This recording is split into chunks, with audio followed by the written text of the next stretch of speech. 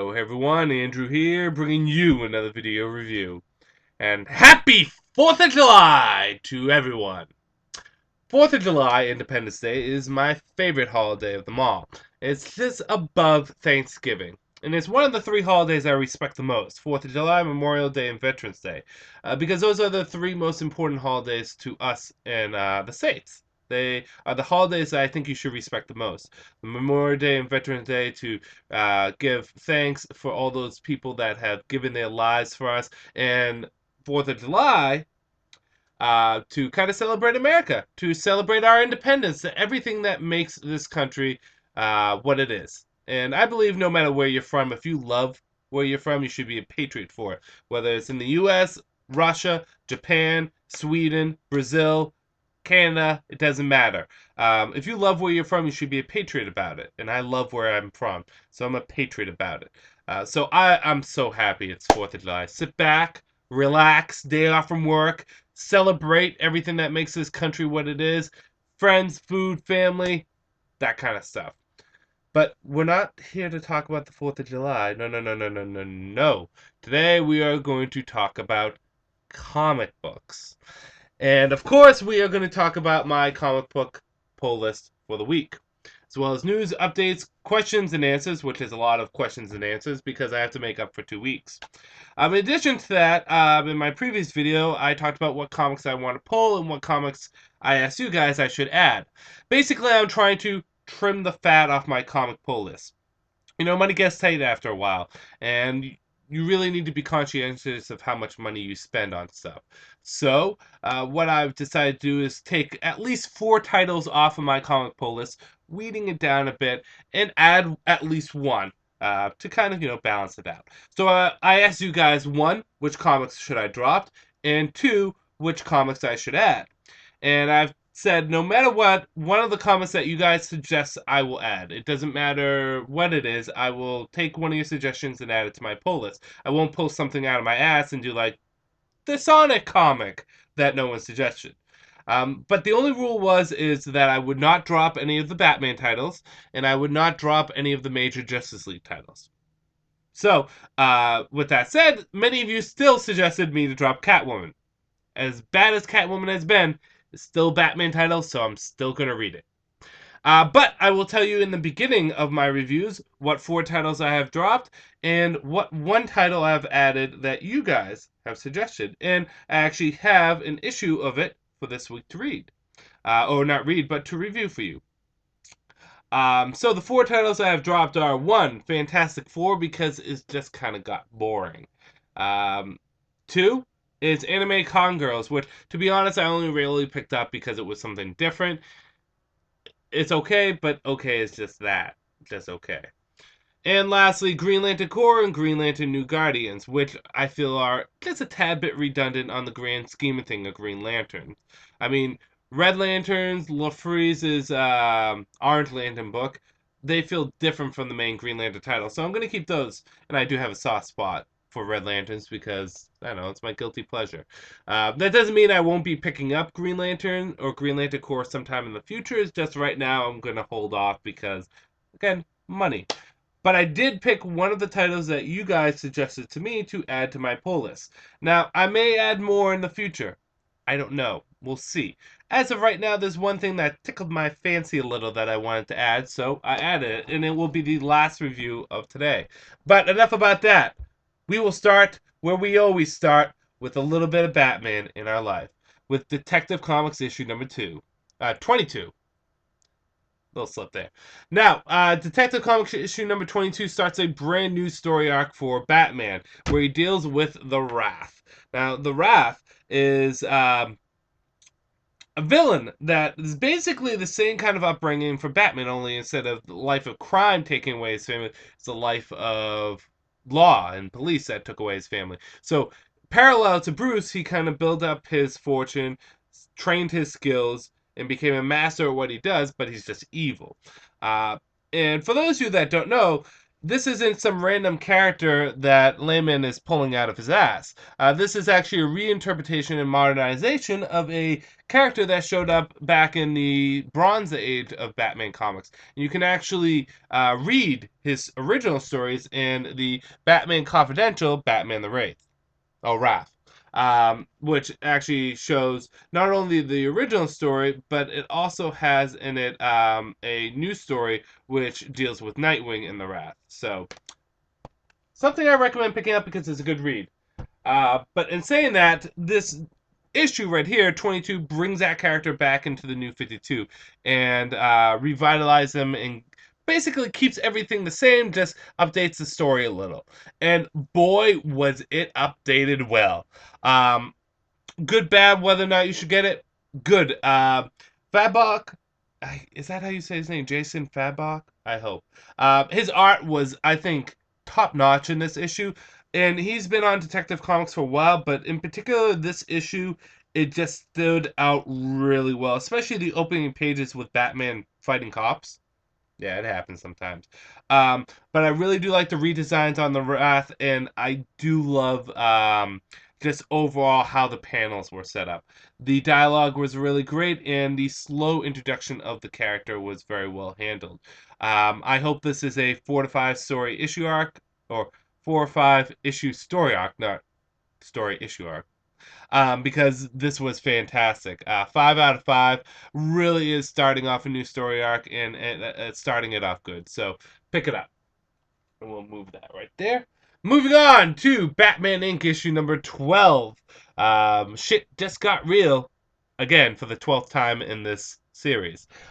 This is Batman all hucked up on various different power ups to take on the Leviathan. And basically is Bruce wearing the suit of sorrow, which, if you know anything about, is kind of a deadly weapon to have. Bruce having the exoskeleton that was given to him by Lucius Fox, and Bruce taking the Man Bat serum. So he goes all out, and it's really just him versus the Leviathan. And action, action, action, action. And in addition to that, set up for what I think is the last issue. 13, the last issue? It's either 13 or 14, but Batman goes toe to toe with the real enemy. But someone is working in the shadows. Who is that person? And exactly how will Ra's al Ghul play into this? Or Ra's al Ghul, it should be Ra's. I just watched Batman Begins, so I kind of saying Ra's for some reason. It's gonna have to read and see. Good, bad, whether or not you should get it.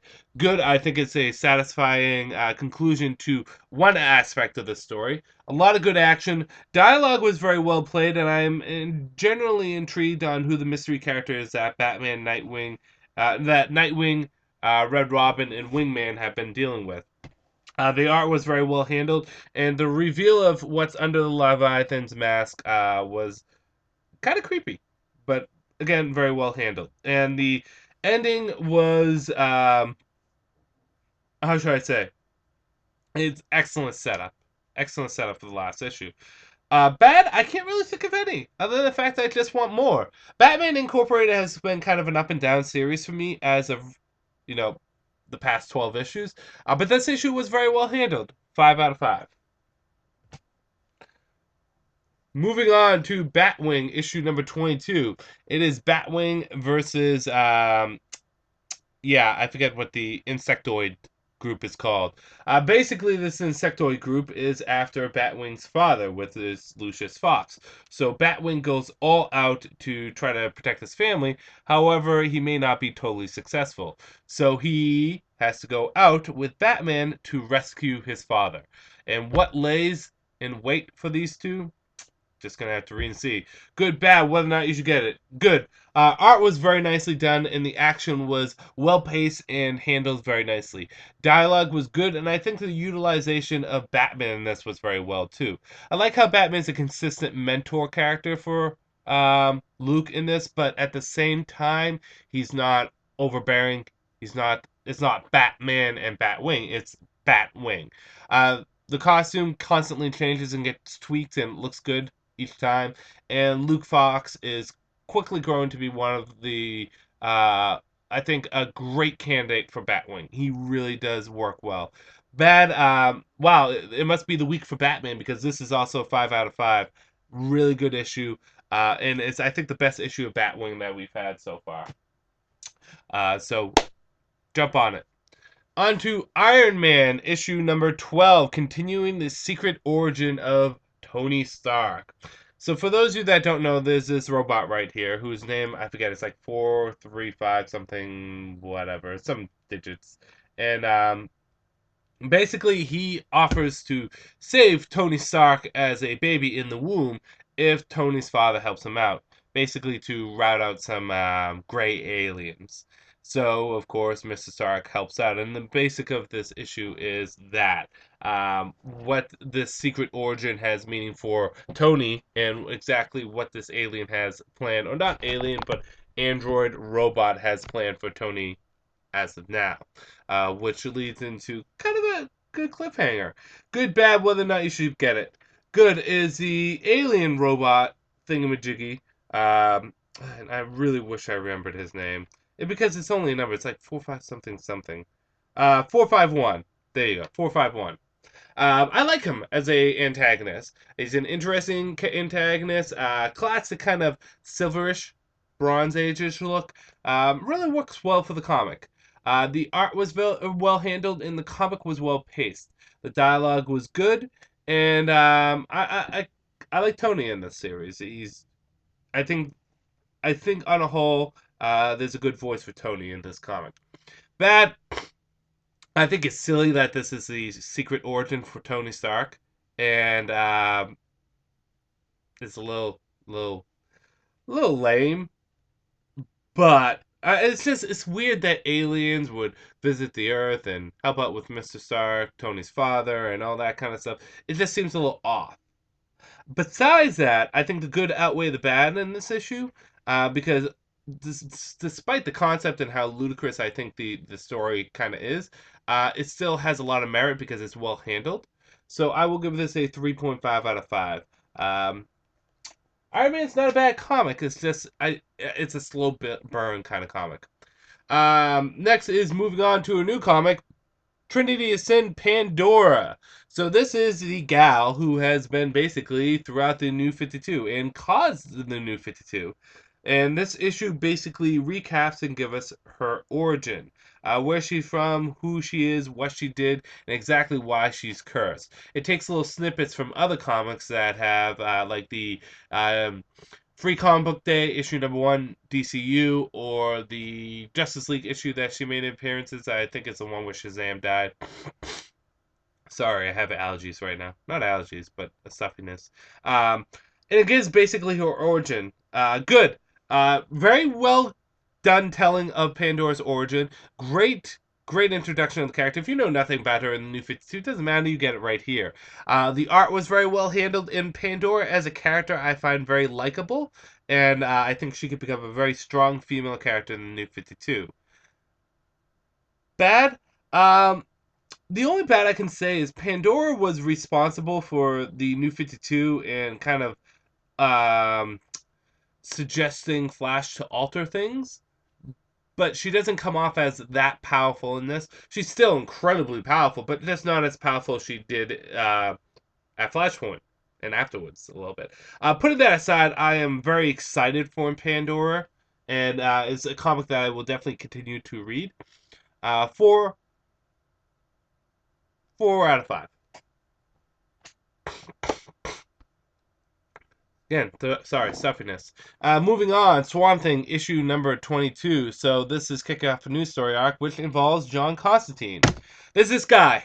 This guy is named Cedar. And like Johnny Appleseed, he plants seeds. And apparently one of his seeds grows to make a alcoholic substance. It's not actually alcohol, but it might as well be alcohol. And people that drink it go a little crazy. So Swamp Thing and Constantine have to go into this town who have been going crazy drinking this stuff. What exactly will happen, and can Constantine and Swamp Thing work together? I don't know.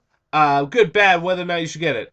The banter between the two of these are very well handled. I like that the themes of Swamp Thing being more plant than man is being handled very well here. Constantine has a pretty good voice in this too. And as silly as a story arc is, it's kind of fun. Bad is I felt as though this was too fast paced of an issue, and not enough really happened. Actually, you know what? I take that back. One thing I did like about this issue is much of it is Constantine and Swamp Thing just talking to each other. So I guess it's just the fact that this is such a fast paced issue, and that's it. Uh, but it has a nice twist at the end. On the whole, I'm going to give this also a 4 out of 5. Moving on to Phantom Stranger issue number, what are we at? 12? 10. So he's gone to hell for his family. Now he's got to go to heaven. The Phantom Stranger is on a quest to retrieve his family, and upon going to heaven, he finds out that he can. But there's a catch. What that catch is, you're just going to have to read and see. Good, bad, whether or not you should get it. Good. Well, first of all, we get the new reinterpretation and introduction of Zorro into the New 52. For those of you that don't know who Zorro is a character that was introduced in Volume 2 of Grant Morrison's JLA run, American Dreams, and he is a celestial angel that was supposed to replace Hawkman in a spiritual sense. Not like spirit-wise, but like as a character, spiritually. I'm kind of confusing you guys. He was supposed to be basically the new Hawkman. Never really flew, no pun intended. The character was okay, but he just didn't grab the popularity that I think Grant Morrison wanted. We get him here, and he is one of the Guardians of Heaven. And again, Heaven in the DC 52 is a little different from the Heaven that is usually portrayed in the Judeo-Christian mythology, or not mythology, but in the religion, or in Buddhism, or any Hinduism, sorry, or anything else for that matter. It's portrayed as a dimension where spirits go when they die, which is very similar, but also where celestial creatures are born. It's not actually a place where any all-powerful creationist god is. It's just a place. In saying that, oh boy, this issue was fantastic. No bads here. I really love the banter that goes on with Phantom Stranger. I really love how he's become this new unique character that he wasn't before in. Very well handled, really fun, and I like that he kind of has an edge to him. And the ending was so tragic, so good, and so satisfying, and I like the usage of the question in this, and I would really like a question comic. 5 out of 5. Support this comic, people. It's a slow burn. The first two issues take time to get rolling, but once it starts to get rolling, Phantom Stranger is really fun. Really is a fun take on the character. Moving on to Red Sonja, issue number 78. Surprising this issue, or this story arc, that we're in, was it part 3 of? I think we're in part 3. Is getting better and better with each part. I'm just going to double check. Yes, this is part 3. Part 1 was ludicrously bad. Part 2 was better. Not quite great, but better. This issue was actually pretty satisfying. It's Red Sonja versus Dracula, and with a twist at the end of what happens to Red Sonja. No, she doesn't turn into a vampire. She's already a vampire. It happened in the stupid crossover event that this is supposed to tie it into. But yeah, it's Red Sonja versus Dracula. The action was very nicely done, and I think from Red Sonja we're supposed to expect that action. Nice twist at the end. The only bad I can really say about this is it would have been nice if there was more of Dracula versus Red Sonja. And in addition to that, I felt Red Sonja in this is being portrayed too much of a, part of my language, bitch. Red Sonja has an edginess to her, but in no way, shape, or form is she an absolute horrible person. Then she kind of comes off as a mean person. 3 out of 5, enjoyable, but I'm looking forward to kind of the relaunch of the title with Gal Simone as writing. Gotta have to stop and look there. Moving on to Avengers issue 13? No, 15. 15, wow. And this is the Prelude to Infinity, which I have no desire to pick up. Basically, it's the Avengers versus these alien bug thingies. And while this is going on, they're trying to figure out how to stop these alien bug thingies. Bruce Banner is using his intellect to do so, which I think is actually pretty nice that they're having Bruce use his intellect rather than his muscle. While the other Avengers try to figure out how to stop them, because these things breed while they fight. And Spider-Man has a new costume, which looks almost Scarlet Spider-ish.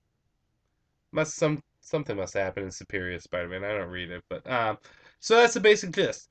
Good, bad, whether or not you should get it.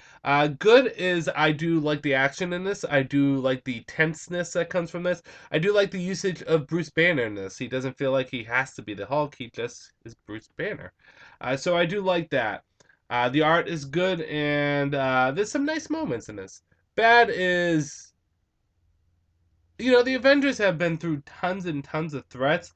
This should not be that big of a threat to them. They should really, and with the amount of Avengers they have, and here's another bad that I didn't like. The majority of this issue is Bruce Banner talking, and then like Thor, Spider-Man, Captain America, Black Widow, and let's say Hawkman fighting. But there's like 10 other Avengers out there, like Wolverine, and he shows up in one panel of the comic. Why don't we see the rest of them fighting in this? So I think you could have used more of the actual Avengers in this. But besides that, this was actually a fun issue. I will give this a 4 out of 5. Look it up. On to Green Lantern issue number 22. This is continuing the mini story arc that is leading into the larger story arc. It is basically Green Lanterns versus LaFreeze. And Hal Jordan has to think outside the box to stop LaFreeze. And he thinks of the perfect way to stop him. But at what cost? Basically, at what cost?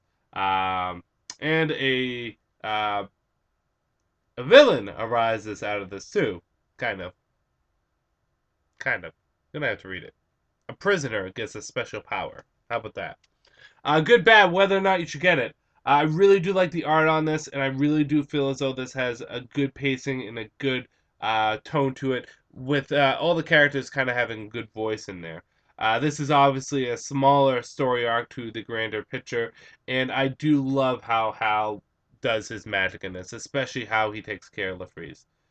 Bad, I would have liked to see more of the new recruits kind of work their magic. Uh, they do stuff in here, but I feel as though for characters that they introduced just an issue ago, there would have been more being done with them. But on that side, 4.5 out of 5. Green Lantern, fun issue. Get it. Moving on to Action Comics issue number 22. So Hector Hammond is now working with Hive, and I guess he's leading Hive, and it's him versus and I could not pronounce this guy's name. What is it? I don't know. Some alien dude that's part of the Pax Galactica. He's a knight of the Pax Galactica, but it's kind of a cool name. And Hector Hammond is scared shitless, so he has Superman take care of it for him. He basically says, "Superman, come up here and fight this alien." Superman goes, "Screw you, I don't want to.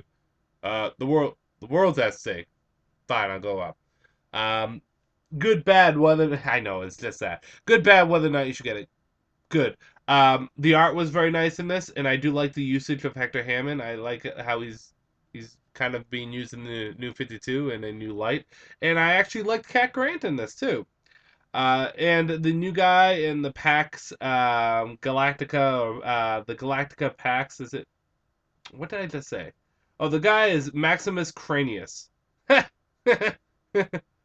Oh no, that's what he calls Hector Hammond. I'm such an idiot. Um, Pax Galactica is what it's called, and what's his name?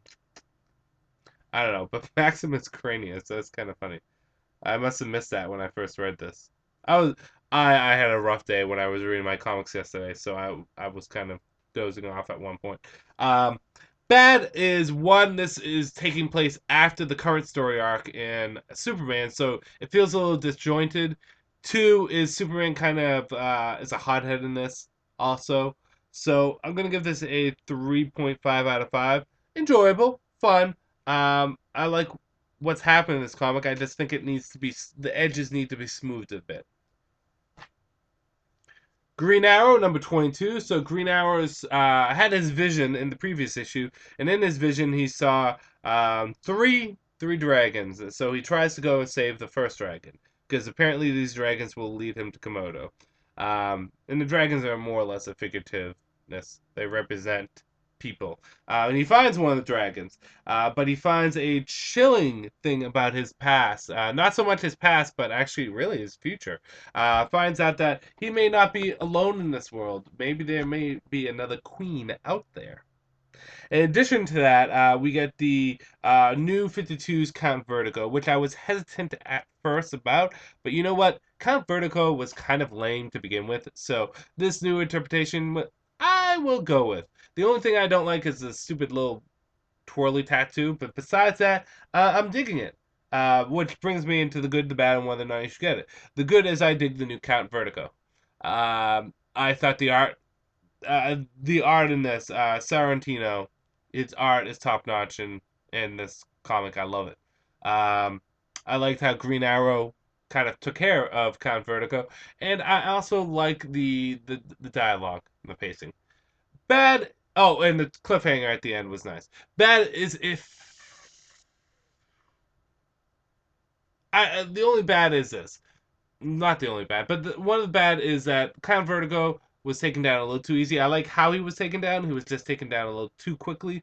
And two is that it was too easy for Queen to find this dragon. He just kind of found her. It's a her. So that was a little annoying. Besides that, 4.5 out of 5. Green Arrow, still great comic. Pick it up. Earth 2, issue number 14. So, war is going to begin with Steppenwolf. So, the Wonders, which is basically Green Lantern, Flash, and Dr. Fate, go in and start the war and try to be proactive. But then again, they're kind of starting war. Shit happens. And it's really just them coming into conflict with the World Army while also fighting these bad guys. And Steppenwolf sending out his Hounds of War. Good, bad, whether or not you should get it. Good is I like how they're working as a team in this. I like to see more Flash, more Dr. Fate, and more Green Lantern.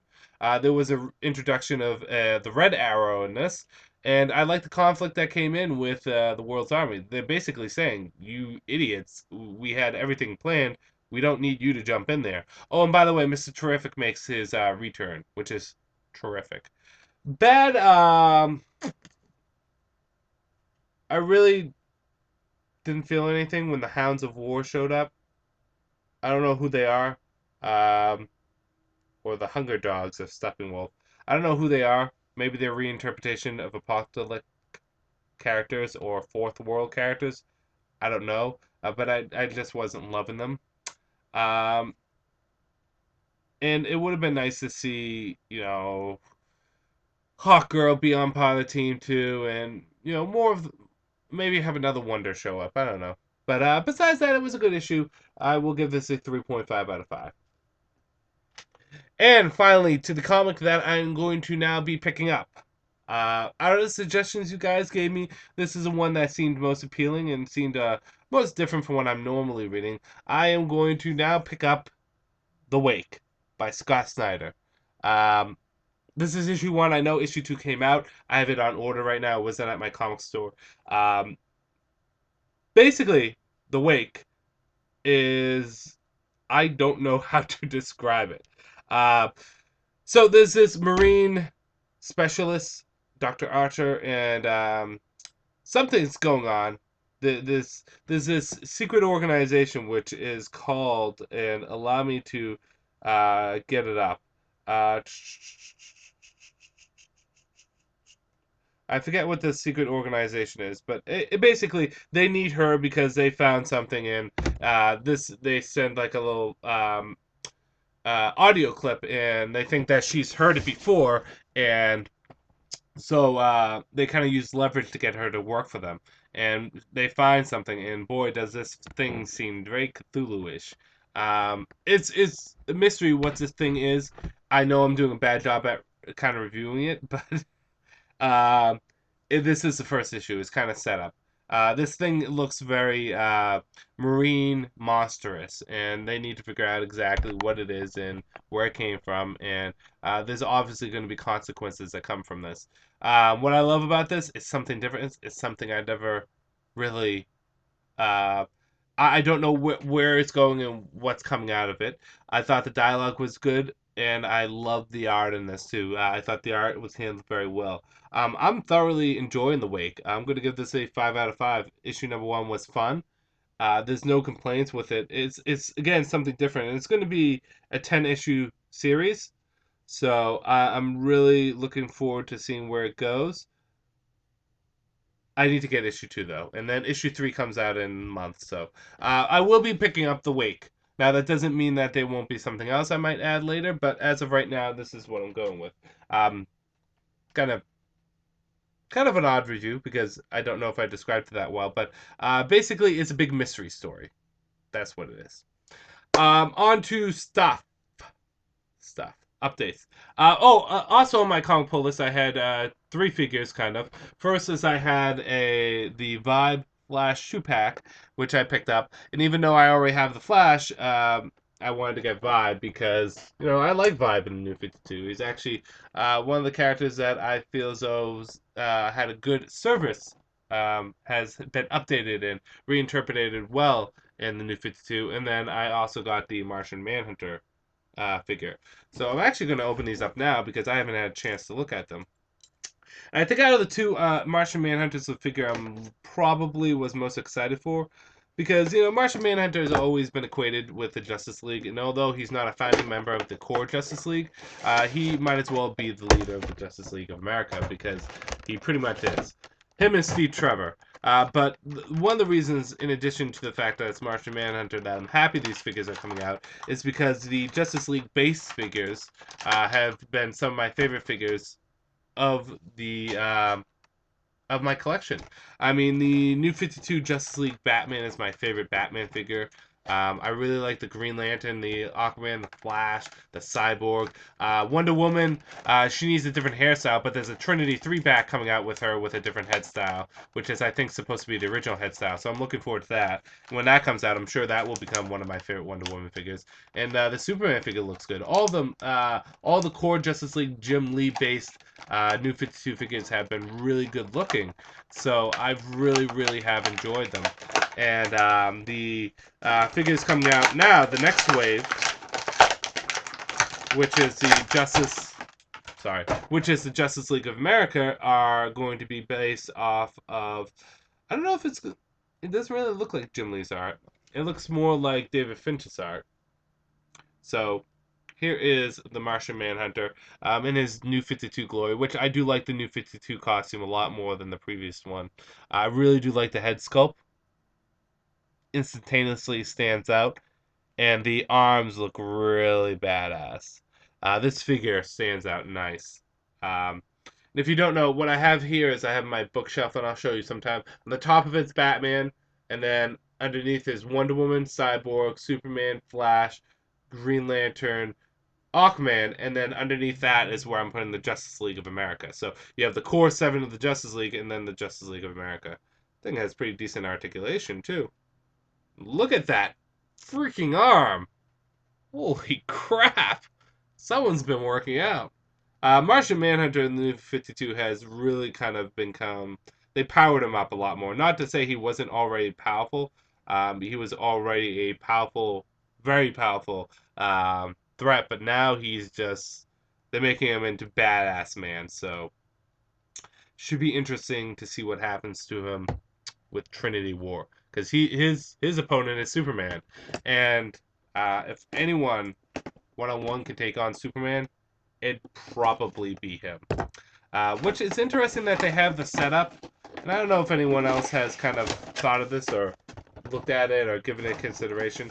The setup they have, the people that are fighting each other, they have Batman fighting Catwoman, which I can see they try to use Catwoman against Batman, but that would probably only work once at best. Flash versus Vibe, which will be interesting. Catwoman versus Katana, which I think. Not Catwoman. Wonder Woman versus Katana, which I think Wonder Woman has a clear advantage despite how good Katana is. I think Wonder Woman has a clear advantage. Batman versus Martian Manhunter, which would be good. Stargirl versus Cyborg, which will be interesting. But here's the thing. They have Green Lantern versus Green Lantern, but Hal has not been part of the team for a while. He's kind of stopped. He's left. So, I wonder if Hal's going to come back. I think he should. Oh god, this is either very tight or very poorly done. It's just very tight. Oh god, that got me worried.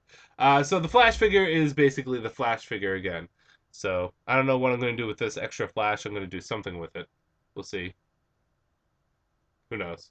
Maybe I should just have a Flash next to me, always running. Just get into a running position. Yeah. Run, Flash, run. But here's the Vibe figure, which is the real reason why I picked it up. The other two pack is going to be Katana and Wonder Woman. And I'm sure with all these verses, I'm going to get the whole Justice League again. But the Vibe figure looks pretty good. It's much smaller than the other figures, which should be the case because Vibe is a teenager and he is much younger. And it's actually a very nice looking figure. I think the Martian Manhunter figure looks a little bit better, but Vibe still looks pretty cool. I like how one of his hands kind of is outreached and look like it's going to cause his vibration things. Oh god, that leg is so tight. You know what I hate is when paint hardens on the joints, and then you have to be very delicate because you could freaking break the figure. And I almost felt like I did, but it's a good thing I didn't because I would have cried. You would have seen a grown man cry on this video channel. Okay, one more thing before we get into questions and answers is just an update on my video game playing because no one cares, but I tell you anyways, and I'll put Mr. Pointy away. Right now, I finished Sonic Unleashed, and these are the current Sonic games that I have not played or beat. Sonic Adventure, the original one. Sonic and the Secret Ring, Sonic the Black Knight, Sonic Generations, Sonic 06. Sonic 06 I'm playing with my friends, and I just started playing Sonic Adventure. So I'm getting towards the end of Sonic's story in Sonic Adventure. I need to beat that because, I mean, somehow I skipped that when I was playing Sonic Hardcore back in the day. So I'm playing Sonic Adventure and I'm playing Red Steel, and I'm at the very end of Red Steel. I just need to muster up the effort to continue playing it. But I also picked up for the 3DS Project X Zone, which is on my list to play. It looks like a fun little crossover going on. Leon better be in it. He's probably not, but I know Wesker is probably in it. But looks like fun. I'm very interested to play this. And I also got Bayonetta, because Bayonetta 2 is going to be on the Wii U, and a lot of people have talked good about it. So, hey, why not give it a chance, shall we? Try something different. I heard everything's over-sexualized in the game, but hey, shit, everything's over-sexualized in the world. So, let's go on to questions and answers, and we have quite a bit. So, I'm going to be skipping anything that has to do with me and my poll list being changed or whatever, okay? And we're going to get in speed round these questions, okay? Because I'm sure you guys don't want to be sitting here for 2 hours of me answering questions. Dino990913 asks a few things. Should Aquaman movie be written by Jeff Johns or someone else? Write of your choice. I choose Jeff Johns because he's written him in a badass way. I don't know if Jeff Johns has done any movies. He might have. Maybe. I don't know. Maybe he should do the writing, but not the directing. Should Doomsday be a villain in Man of Steel 2? Snyder recently said he wants him in a sequel. I don't think Doomsday should be the next one. Or if they do Doomsday, they should tie him to Kryptonian history. But to be honest, I think it should be Brainiac or Luthor. If you could oversee a DC cinematic universe, how would it go? In the state of affairs that we're in, I think someone gave me a suggestion last time I did these question and answers. Next movie should be World's Finest, and afterwards that should lead into Justice League. At the very end, you see Batman, Superman talking, and Superman says, we did good as a team, and Batman says, yes, but we need to expand our ranks, we need to be a league, and then you see the rest of the league flag down. And after the Justice League movie, you should have it branch off into a new Batman movie, a Wonder Woman movie, a Flash movie, a new Green Lantern movie, so on and so forth. Spectacular Webhead. Andrew, I made an awesome photo of you for your YouTube page. Send me PM. Oh, that's nice. I will send you a PM. Thank you. I look forward to seeing that photo. Nick Lenz says, hey Andrew, 3 questions. First, do you think Scott Snyder's Batman run is similar to James Robinson's Starman run? I don't know because I've never read James Robinson's Starman run. I know. Sorry, I'm one of those people. I unfortunately have not had a chance to read it, so I can't comment. Do you realize that the Legion of Superheroes is ending? Yes, I. Wait. Do you realize that with the Legion of Superheroes ending, that Teen Titans will be the only Young Justice section of the New 52? No, it's not. The movement in Green Team are technically Young Justice, so it will not be alone. Third, if there were another Batman type title introduced in the 52, how about a new Red Robin title? Red Robin's fine over on Teen Titans. I would like to see if they did another Batman title. I told you, I think a Batman Silver, where it's Batman Dick Grayson as Robin telling early stories. But if we were to do a new character, I kind of want to see Azrael. Um, that would be nice. Or Black Bat. Maybe Cassandra Cain come back. One other thing, do you think Nightwing, Birds of Prey, Batwoman, or Batwing will ever get annuals in the New 52? I think eventually. I think everything will get annuals. It'll just take a little bit of time. One to know all. One, could you suggest some good stories with Stephanie Brown as Batgirl and Tim Drake as Robin? You can just do the whole entire Batgirl run that there has been, like Batgirl Reborn, Batgirl the Flood. Oh, what was the last one? I forget the last story, but you can get those in trades, and really, that's where you get Stephanie Brown as Batgirl, and it's good stuff. Tim Drake as Robin. Oh, just just get anything Tim Drake as Robin. If I could suggest any A Lonely Place to Die where he becomes Robin is good. Um, Flying Solo is pretty good. I liked a lot of his 1 year later stories, like what is it? Oh shit, I don't have the books out either. His 1 year later stories are pretty good. The I think it's To Kill a Bird, and then after that. So those are pretty good too. Any Robin trade you pick up, the only ones no, not To Kill a Bird. Kill a Bird was not a 1 year later story. To Kill a Bird, Unmasked, and Fire Madness are the three that I say are probably not good. But other than those, you can get about anything from Drake, and they're fun. Uh, Nightfall was also fun for Tim Drake too, even though he it's not a Robin story. It was fun to see Tim Drake in it. I also think the Trade Detective and Death in the City, Tim Drake showed up, and there were some fun stories in that. Soul Drum 86. Hey Andrew, with Man of Steel restarting the DC universe, do you think it would be cool to find a way to put Arrow in this universe from the CW show? I was asking because in some ways it fits the realistic, gritty tones The Dark Knight and Man of Steel. Plus, Marvel is doing it with Agents of Shield show in continuity with Marvel's movie universe. Good question. I'm not sure. Part of me says no because transitioning like television to movies can always be difficult and messy. I think that what will happen to the Agent of Shield show. Nice idea, but I don't know if it will fly as well. But on the same hand, you're right. It does have that gritty tone and all that. Uh, the only thing is what characters have been introduced in Arrow that could conflict with this new universe. I mean, there was Huntress, Black Canary, Deathstroke. No, I don't think there would be a problem with it. I don't think they'll do it, but I don't personally have a problem with it happening. Omar 13Z, hey Andrew, do you think Marvel using Quicksilver as a new live action character will jeopardize the possibilities of Flash live action movie? When I say jeopardize, I mean ruining the chances of attracting non comic readers and new fans to go watch the film. Uh, nah, no, because he's going to be in the Avengers. It's going to be a team up book. If they did a movie for the Flash, it's going to be a solo comic, not comic movie. So I think team up movies powers are less realized as characters are realized. So I think it won't be that big of a deal. Also, I know you focus on writers and directions when it comes to Hollywood. So I was wondering, who would you choose to take control of the DC live action universe, like how Joss Whedon has taken control of the Marvel films? To be honest, Christopher Nolan.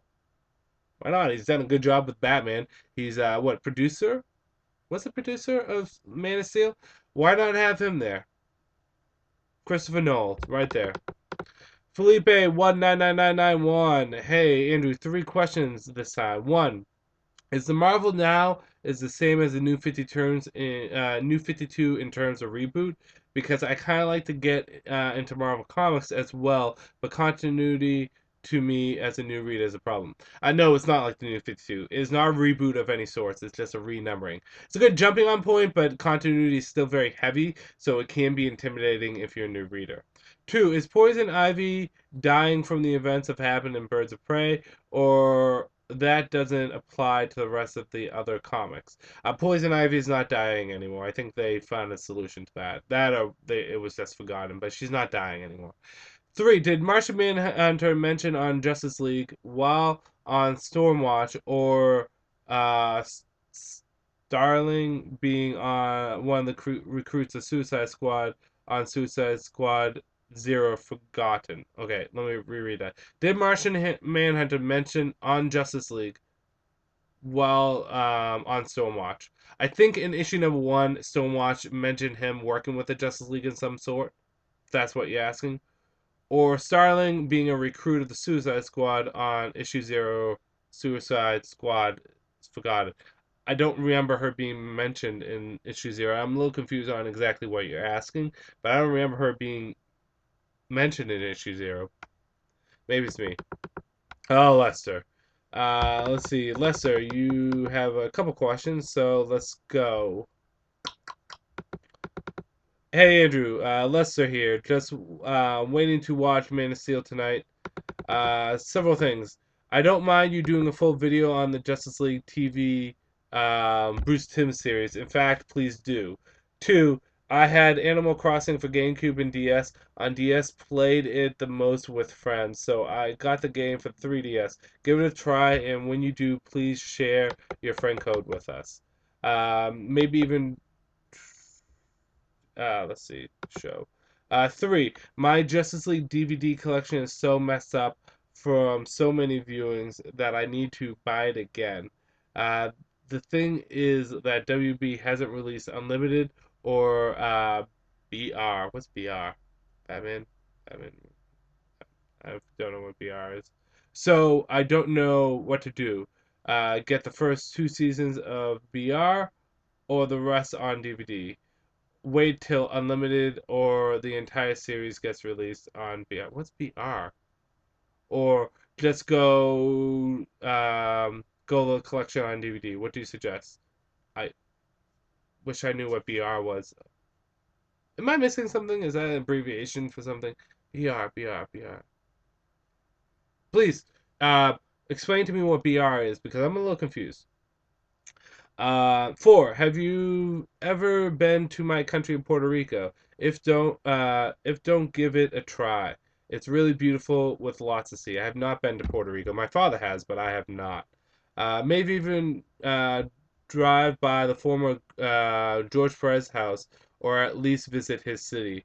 Plus, if you decide to go to visit Spain, and I'm around, let me know. Take care. I have been to Spain. I've been to Barcelona. I might go to Spain again. I'm not sure. It really comes down to the missus now because whatever trip I go on, she's gonna have to go on too. Okay, Billy Bob. Hey Andrew, is if DC approached you to direct any 3 superhero films for the DC Cinematic Universe, what would they be and how would you do them? Trilogy or standalone films, villains, etc. Mine's would be Flash trilogy, Mirror Master, Captain Cold, and Reverse Flash would be the villains. Aquaman trilogy, Black Manta, Ocean Master would be the villains, and Shazam, a solo film with Black Adam. I think I would focus more on the core Justice Leaguers, but also you know what? I would do this. I would do a Wonder Woman film with Ares, Cersei's being the main villains. I would do a new Green Lantern film series to get that back on track with Manhunters, Sinestro, and screw it, Parallax or Black Hand. And finally, I would do a Nightwing. Why not? Let's do Nightwing. And have Nightwing slowly lead into Teen Titans. Villains, Oh God, Nightwing, Deathstroke, Deathstroke, and Deathstroke. No, to be fair, Deathstroke. Have the first film be Nightwing, the second film be Teen Titans, and the third film be Titans. So Deathstroke, Hive, and then third would be Trigon. Why not? Another question, sorry. If you could do any three Marvel films, let's say Marvel did a complete reboot and owned all their franchises, what would you do? I would love to do a Captain America trilogy, World War II based, would be so sweet for those films. I would also do an X-Men trilogy, maybe three more films. Um, what I would do may not be not the logical choice. What I think should have been done if they did a reboot is do a new X-Men film. Well, do a new X-Men film series. Keep Hugh Jackman as Wolverine because he does a good job as him. And really clean that movie series up. Uh, wow, I'm not sure. Um, New Spider-Man series, although I have not watched The Amazing Spider-Man yet, so I don't know how good that is. Uh, and I like your idea for Captain. I would go with that, Captain America. Uh, Fallout 3 Freak One. Hey Andrew, how would you build up a crossover between Hawkman and Aquaman?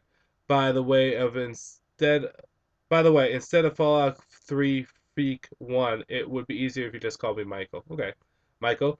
Um, Crossover between those two. Uh,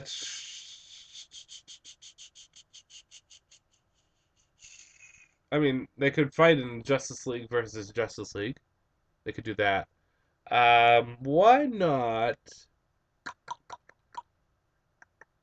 I don't know. I mean, the obvious thing is to have Justice League versus Justice League, but why not have let's do Shadow Thief stealing like Atlantean stuff, and Aquaman comes into contact with Shadow Thief, and instead blames Hawkman, and that's how it happens. I would have to take some thought into that, but I know a suggestion was made beforehand about somehow integrating nth metal in there. It could work, but it needs to be fine tuned. I think I said that the way it was suggested wouldn't have worked, but it could work if done differently. Not too sure. I would do something along that lines. To be honest, Justice League versus Justice League kind of scenario that we might get in Trinity War would probably be the best way to go. Andrew, what Marvel Now trades are you going to pick up, or what Marvel Now titles do you recommend? I'm not picking up any of the Marvel Now trades. What Marvel Now titles do I recommend? Of what I read, Captain America and Thor. Um, and that was comic book time. Asked that. Bent back Gypsy. Hey Andrew, three questions for you. One, do you think DC will kill off Green Lantern? The fact Green Lantern is going lights out in October seems pretty obvious hint to me. I have a feeling that it's going to be John. Oh, kill off a Green Lantern. If they do, it's not going to be Hal because he just came back from the dead. Um, no, I don't think they will kill off a Green Lantern. I know people think that DC wants to kill off Jeff Johns. They don't want to kill off Jeff Johns. That they want to kill off John Stewart, but I don't think it's going to happen. Too many fans would be pissed. Two, if you were to map out the plot for Man of Steel 2, what would it be like? Which villains do you think you would work best? I'm crossing my fingers for Brainiac. You know what? How about we do this? Krypton blew up, so Brainiac never got a chance to steal Krypton's data. So he goes to Earth, where he found out Kryptonian activity was happening, Zod versus Superman, and attacks Earth, only to find out that Krypton, there is no Kryptonian stuff there, except for Superman tries to capture Superman, so on and so forth. There you go. What do you think of the new 52 Doomsday concept art? It screams 90s to me. The concept art looked bad, but the cover for the Villain Month one looks good, so I'm kind of torn in between. George Johns, this question may not make any sense, but what was the first thing you read and it just clicked for me that you encapsulate the character and you loved it? The first thing that I've read for me and encapsulated a character and I loved it. I guess Batman. I mean, Batman Nightfall was the first stuff that I read, so maybe that. One for me was recently was Batman and Robin 7, where Damian said to nobody because because he's my father, you idiot. Such a badass moment that encapsulated Damian. Oh, so I understand what you're saying. Yeah, that is a good moment, by the way. That was my favorite moment from the Batman Robin series. Uh, Something that encapsulated a character and loved it. Uh, does it have to be for comics? I have to think about that. Something that encapsulated the character, and I just loved it. I'm sure there's been tons of moments too. Good thing on that. That's a good question. Um, Encapsulated a moment for a character. Gonna think on that.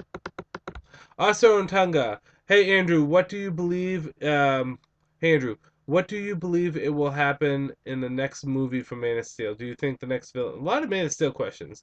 Um, Fight, or do you know the villain who Superman? Blah, blah, blah, blah, blah. A Man of Steel. Who do you think will be the next villain who Superman will need to fight? And did you know Injustice Gods Among Us will have Man of Steel customs? Yes, I did know about Man of Steel customs. I think I kind of answered your question. I think it's going to be Brainiac. Savage Savant 21. Hey Andrew, how's it going? Three questions. What is your opinion on Neil Gaiman's Sandman? Have you or do you plan on reading it? It's considered one of the best, if not best, comics of all time. I have not read it. I do plan on reading it at some point, just not at the moment. Do you plan on ever reading any Conan the Barbarian comics or books? Conan is a great character, and Dark Horse comics are very good. I do want to read Conan the Barbarian. It's just so far deep into the numberings that I'm a little intimidated by it. If they ever rebooted it, then I would. Are the Vertigo characters such as Sandman characters in continuity post New 52? That's a tricky question. It depends. I don't think so. More no than yes. And you also ask, have you heard of Warhammer 40K? It's a British tabletop game similar to D&D. Have you read any of the novels? I have heard of Warhammer 40K, and the reason why I have heard of it is because I played it. When I was 14 to 16, I was heavy into 40K. I played Space Marines. My favorite figure was the Emperor Champion, which, oh shit, where did I put my models? I think they're in the other room. I still have all my models. I never got rid of them, but I did play Warhammer 40K, and I did like it. It was a great, great game. Now I'm gonna pause right now because I'm reaching the limit allotted by the video. In addition to that, I need to get a charger for my computer. So one moment, please.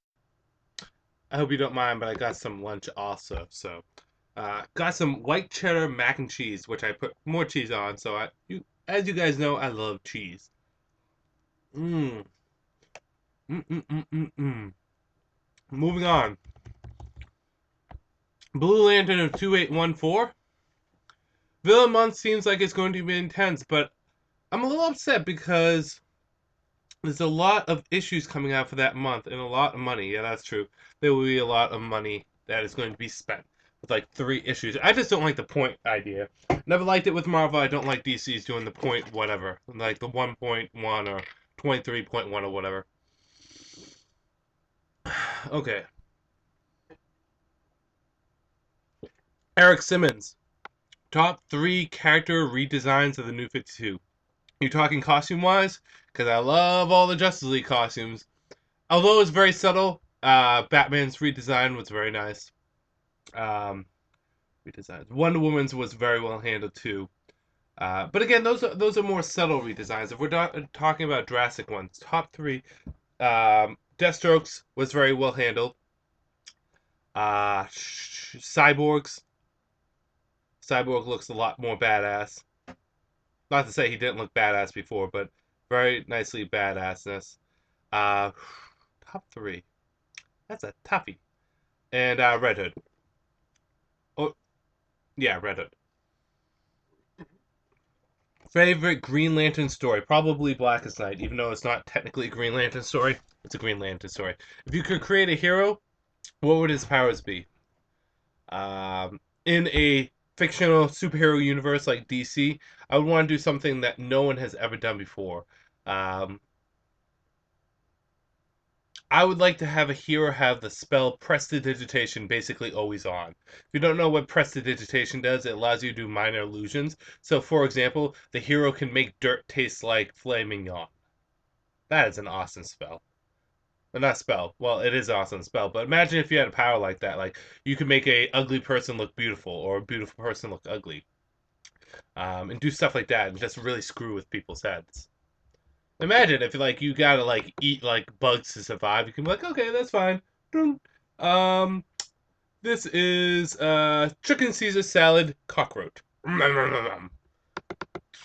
Batman Beyond for the win. Do you think they should start calling Dick Grayson Rick instead of Dick because people don't usually call someone Dick anymore because of obvious reasons? I know a few Dicks. I know some people that are called Dick because of, Richard. I think, yeah, Rick would probably be a better name, but I don't think it will happen. And basically because he's been called Dick all his life. Joshua Hayes, my vote. Yes. Do a video of the best of your picks for the best episodes of Justice League, Batman, Batman Beyond. Um, you can also do the Batman if you're familiar. I have watched the Batman. Getting towards the end of the first set of questions, my question of the week: which Batman villain do you think is most improved since the New 52 reboot or retooling, and which do you think has been most harm? Also, answer the same question, but for Bat Heroes and for supporting cast. If you think that you have time and desire, you can also discuss the Batman outside the Batman universe, which heroes are most improved and which heroes have been harmed. And give me a sec to think about that while I take a bite out of my lunch. Hmm.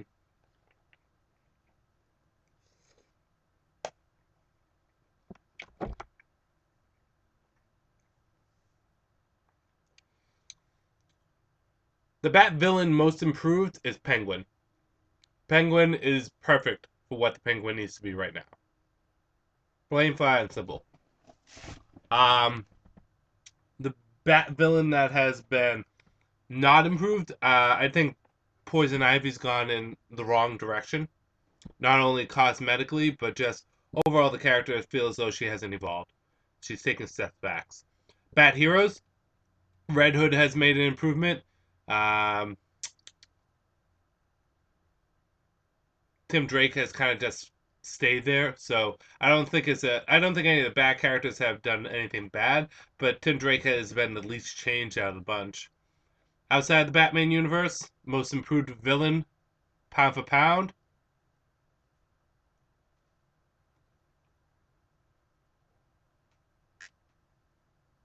Um, a good question. I don't know. I got to think about that one. Most improved villain, pound for pound. I'm gonna have to think outside the Batman universe, but that's for the Batman universe. Hey Andrew, I just got an advanced copy of the game WWE 2K14 featuring The Rock on the cover, but there's a big problem with it. It only works 3 or 4 times a year. Really? That is bad. Do you think She-Hulk is better barefoot or with shoes? Me, I like her better barefoot. Let her have shoes. I think the one thing about She-Hulk I like is that she's more in control of her facilities and faculties than regular Hulk, so she can dress up. She can also retain the form and turn it on and off at will, right? So that's one of the reasons why I think it's okay she has shoes. Last question. Glad you finally picked up the Metal Gear Solid series. You will love it. However, avoid Sonic Unleashed, man. It's just a bad Sonic game and a bad game in general. Too late. I have already played it. The day levels for Sonic Unleashed were freaking awesome. The werewolf levels or werehog, which makes no sense because werewolf is man wolf, so you're calling him a man hog. Werehog, man hog. But the werehog levels were horrible. But I didn't mind it. I don't think it was as bad as a lot of people made it out to be. So that's the first set of questions. Let me get the second set up. And sorry I'm eating while I'm doing this, but I am so hungry. It's not even funny. Okay. A lot of these are going to be about me dropping and me picking up, so I'm going to just avoid those, okay? Let's see. Nick Lenz, Andrew, 3 questions for you. First of all, Batman is ending after issue 13, and it has a special coming out in September. Oh, no, never mind. This is about dropping. I think all these are going to be dropping.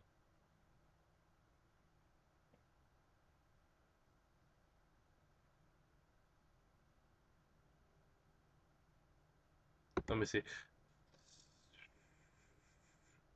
Well, no, Nick Lenz had more to say. First, what is the new reverse Flash? Oh, what if the new reverse Flash in the new 52 was Wally West? I don't think it'll happen. It would be really interesting, but I don't think it'll happen.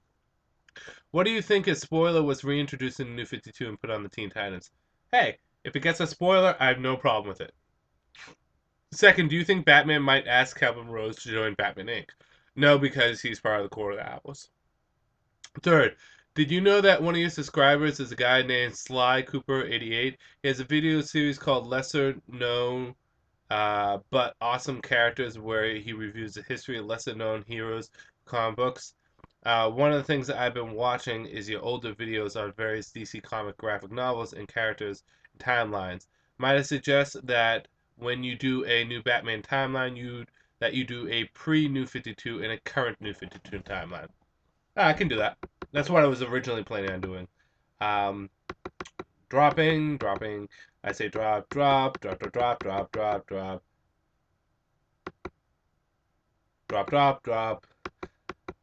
Well, I guess the questions are going to be pretty low this week because a lot of drops. A lot of drops. Pick up, drop, pick up.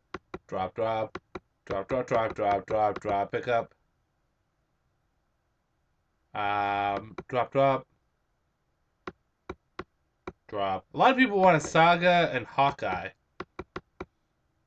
I want to pick up Saga, but I feel as though I'm a little late to the boat. Drop. Okay, so that answers those questions because really it was nothing but drops and pickups. So there we go. That is the questions for this week. If you have any questions or comments, just post it down below. I am getting close to tweaking what I'm going to do for Batman timeline.